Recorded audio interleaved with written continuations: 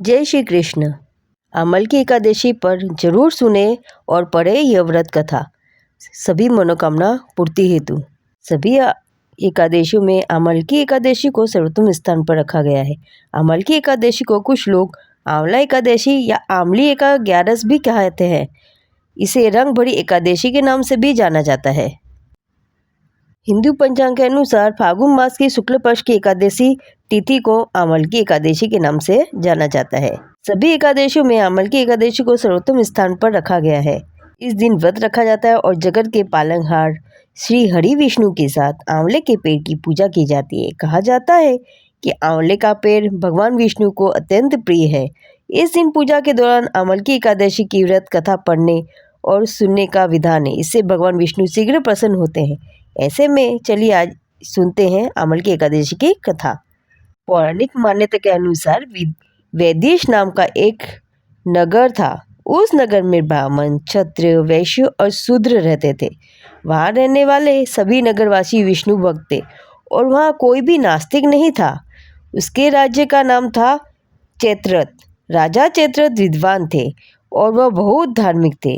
उनके नगर में कोई भी व्यक्ति दरिद्र नहीं था। नगर में रहने वाला हर शख्स एकादशी का व्रत करता था।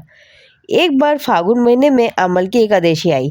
सभी नगरवासियों और राजा ने यह व्रत किया और मंदिर जाकर आंवले की पूजा की और वहीं पर रात्रि जागरण किया। तभी रात के समय वहाँ एक बहेलिया आया जो कि घोर पापी था, लेकिन उसे भूख और प्यास लगी थी। इसलिए मंदिर के कोने में बैठकर जागरण को देखने लगा और विष्णु भगवान व एकादशी महात्म्य की कथा सुनने लगा। इस तरह पूरी रात बीत गई। नगरवासियों के साथ बहेलिया भी पूरी रात जाग रहा था। सुबह होने पर सभी नगरवासी अपने घर चले गए। बहेलिया भी घर जाकर भोजन किया, लेकिन कुछ समय बाद बहेलिया की मौत हो गई। हालांकि उसने अमल की एकादशी का व्रत कथा सुनी थी और जागरण भी किया था, इसलिए वह राजा विदुरथ के घर जन्म लिया। राजा ने उसका नाम वसुरथ रखा। बड़ा होकर वह नगर का राजा बना। एक दिन वह शिकार पर निकला, लेकिन बीच में ही मार्ग भूल गया। रास्ता भूल जाने के कारण वह एक पेड़ के नीचे सो गया। थोड़ी देर बाद वही मलेच्छ आ गए ग्लिच और राजा को अकेला देखकर उसे मारने की योजना बनाने लगे। उन्होंने कहा कि इसी राजा के कारण उन्हें देश निकाल दिया गया, इसलिए इसे हमें मार देना चाहिए। इस बात से अनजान राजा सोता रहा।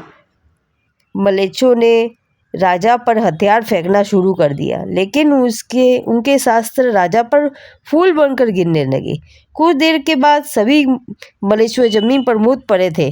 वही जब राजा की नींद खुली तो उन्होंने देखा कि कुछ लोग जमीन पर मुड़ पड़े हैं। राजा समझ गया कि वह सभी उसे मारने के लिए आए थे, लेकिन किसी ने उन्हें ही मौत की नींद सुला दी। यह देखकर राजा ने कहा कि जंगल में ऐसा कौन है जिसने उनकी जान बचाई है। तभी आकाशवाणी हुई कि हे राजम, भगवान विष्णु ने तुम्हारी जान बचाई है। तुमने पिछले जन्म में अमल की एकादशी व्रत की कथा सुनी थी और उसी का फल है ये कि आज तुम शत्रुओं के से घिरे होने के बावजूद जीवित हो। राजा अपने नगर लौटा और सुखीपूर्वक राज करने लगा और धर्म के कार्य करने लगा। अमल की एकादशी में आंवले के वृक्ष के पास जाकर वहाँ रात्रि में दीप श्रृंखला प्रज्वलित करके रात्रि जागरण करते हुए हरि कीर्तन करना चाहिए। इससे मनुष्य सब पापों से छूट जाता है और सहस्र गोदानों और यज्ञों का फल प्राप्त होता है। इस दिन आंवले के वृक्ष का स्पर्श कर प्रदक्षिणा करें और हो सके उसी के नीचे ब्राह्मण भोजन कराए। ऐसा करने से संपूर्ण तीर्थों के सेवन से जो पुण्य प्राप्त होता है तथा सर्व प्रकार के दान देने से जो फल मिलता है उससे भी अधिक फल मिलता है। इस व्रत को करने से वैवाहिक जीवन में सुखी बीमारियों से दूर रहते हैं और कैरियर में तरक्की भी होती है और अंत में मोक्ष की प्राप्ति होती है। तो अमल की एकादशी का व्रत जरूर करें, सब मनोकामना पूर्ति हेतु। जय श्री कृष्ण।